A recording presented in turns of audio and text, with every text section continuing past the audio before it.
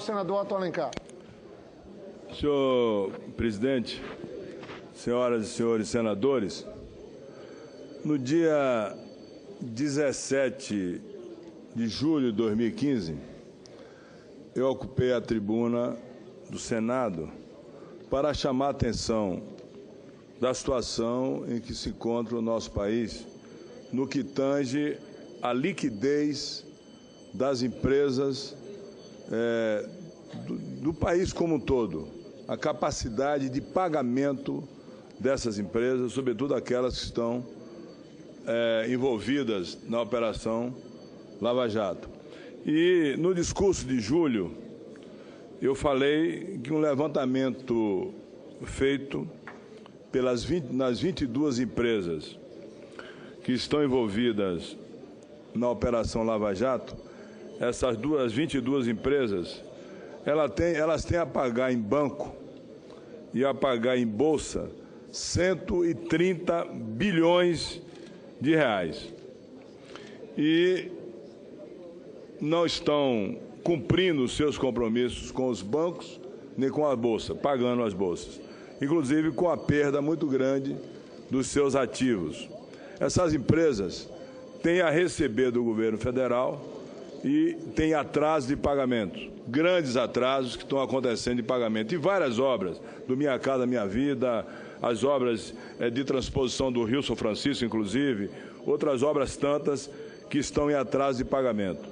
O resultado é que essas empresas não pagando o que tem a pagar aos bancos, o que eu posso dizer é que nós podemos ter uma crise sistêmica no Brasil.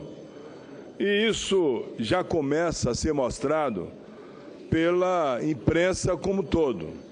As empresas não estão pagando aos bancos o que deve aos bancos, os bancos colocam em perda parcial, não pagando vai em perda total e vai entrar no balanço. É possível que se tenha uma crise bancária se essas empresas continuarem sem liquidez, como já aconteceu no passado, no governo Fernando Henrique Cardoso, de se fazer o PROE para resolver a questão dos bancos.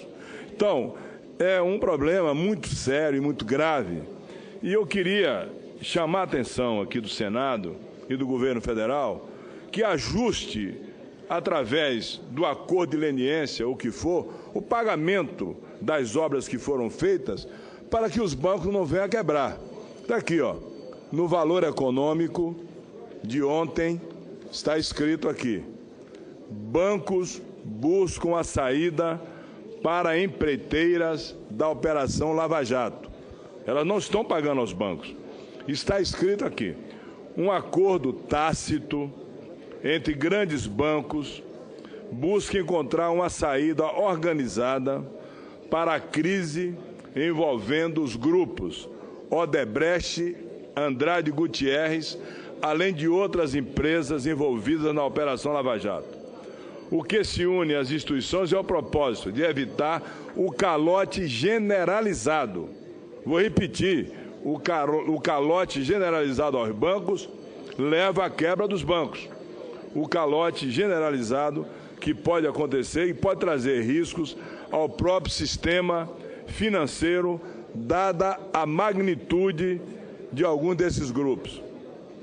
E o volume, senador Pimentel, que esses grupos têm a pagar bancos e as bolsas é algo em torno de 130 bilhões de reais. Então, esse é o momento que deve se tomar a decisão para a solução do problema.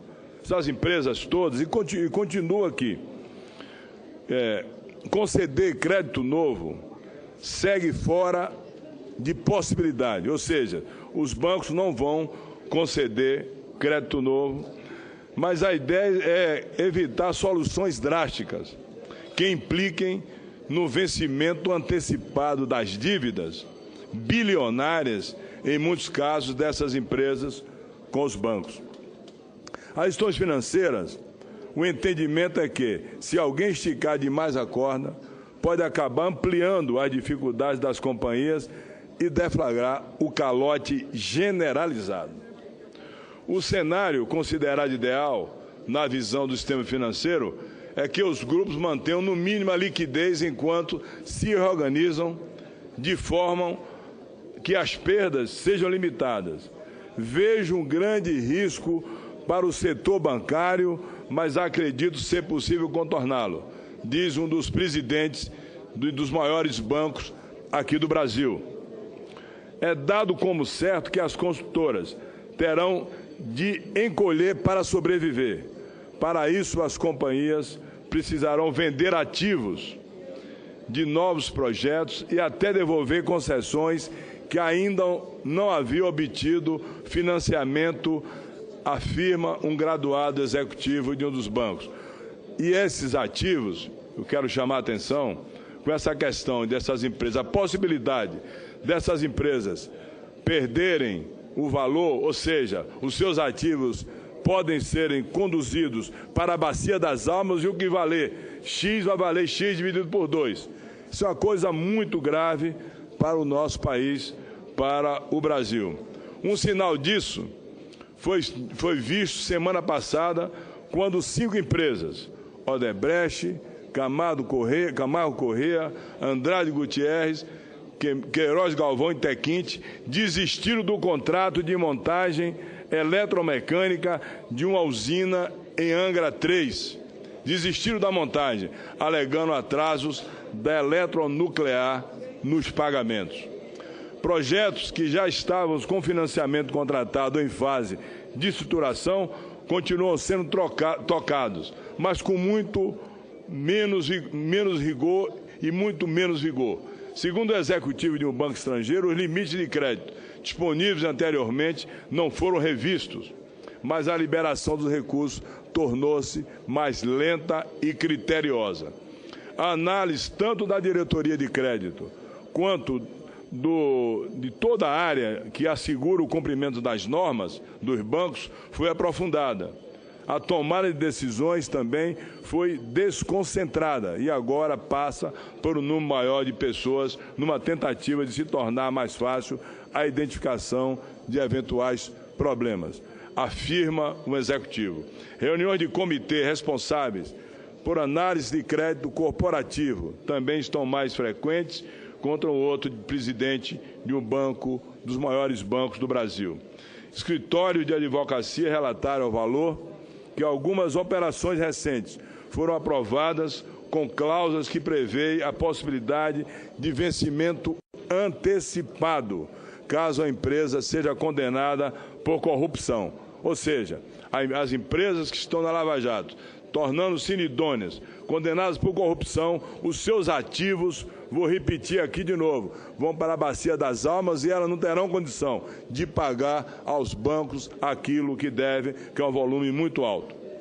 Embora falte clareza sobre como funcionaria na prática, há nos bancos uma percepção de que uma regra ajuda a aliviar as pressões sobre as áreas de controladoria para liberar crédito às empresas envolvidas na Lava Jato. Portanto, senhor presidente, senhores senadores, senhoras senadoras, acredito que o país passa por um momento delicadíssimo no que tange à liquidez dessas empresas. O não pagamento vai implicar na paralisação das obras e, como aconteceu aqui semana passada, 5 empresas do mais alto nível no Brasil desistiram de fazer a obra de Angra 3. Esse é um momento delicado e o governo federal vai ter que tomar uma providência para resolver essa questão. Com acordo de leniência ou não, resolver a liquidez das empresas para que o Brasil possa continuar gerando emprego e renda e fazendo a infraestrutura necessária para o nosso país. Muito obrigado, senhor presidente.